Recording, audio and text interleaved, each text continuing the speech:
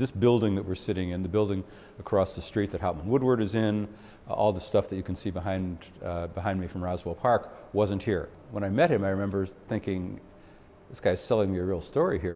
And yet, here we are 10, 11 years later, and all those buildings are here. The buildings are filled with people that are doing science and are productive. And I think it's spectacular. I mean, if you ask for impact, it's an enormous impact. It was a vision of many in this community, but it was the ability of Bruce to take the leadership of saying, we can do this, and then beginning to get it implemented. He shows up a little bit late, like was his custom, and the next thing I know, the crowd is parting, and Hillary Clinton is making her way, basically ignoring all the rest of the people who were thronging about her, making her way over to greet Bruce. That's the type of visibility that he brought to Western New York, to UB, to the Bioinformatics Center.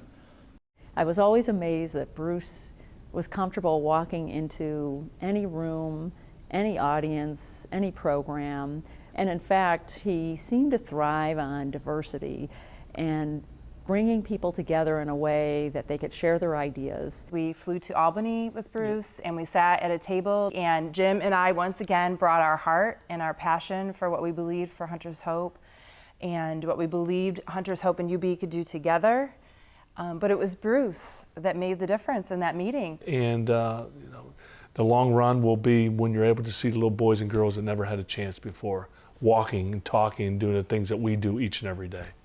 He laid out this plan for me that he thought the medical school should follow, and it was just so persuasive. As my old mother used to say, he could have sold refrigerators to Eskimos. He really was an amazingly articulate and bright person. And when I think about Bruce, I smile. He was a guy who brought a lot of joy to the job, and a fellow who saw a way around obstacles. Well, I was being recruited at one time to leave the university, and it was in a late summer afternoon in July. I was in my office. That evening, there was a knock at the door, and here was Bruce Holm. And he came in, and I asked him why he was here so late, and he said to me, I heard that you're being recruited to leave this institution, and I'd really like you to stay. And he gave me the real insight that there was so much more to be done here at this institution to make us better. And he also made me feel like I would be a very valuable part of that. There's a few of us trying to make sure we make this deadline, feeling a tremendous amount of pressure, and who shows up is Bruce. And Bruce spent that day running around with us, doing menial chores of gathering signatures for the green sheet, collating grants, beating on the Xerox machine when it was misbehaving, and stayed with us all the way till the end. Not as well known is the fact that Bruce and I, together with Janet and Norma, actually had a brief but intense experience with ballroom dancing.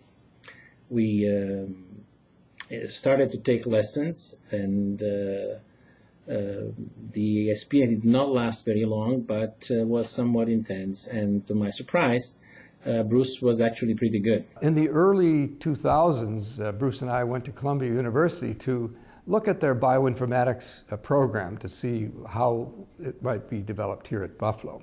He had his cell phone in his pocket and a wire with an earphone, and it had a microphone on it, and it was on the entire meeting, the entire hour. And I said, Bruce, what were you doing? He said, well, Bob, my son Alex is homesick today, and I just wanted him to be part of this meeting and see what his dad does for a living. We spent most of our time discussing things between 5 and 7 o'clock at night, which was also when our kids were playing soccer. Somehow we discovered texting. Bruce admitted to me that I was the only actual grown-up that he ever texted because his son had taught him how to text, and at that time I admitted to him that my son had taught me how to text. I learned a lot from him. Just talking to him, absorbing his vision of life, how life should be lived in its fullness. Bruce did not let cancer define who he was.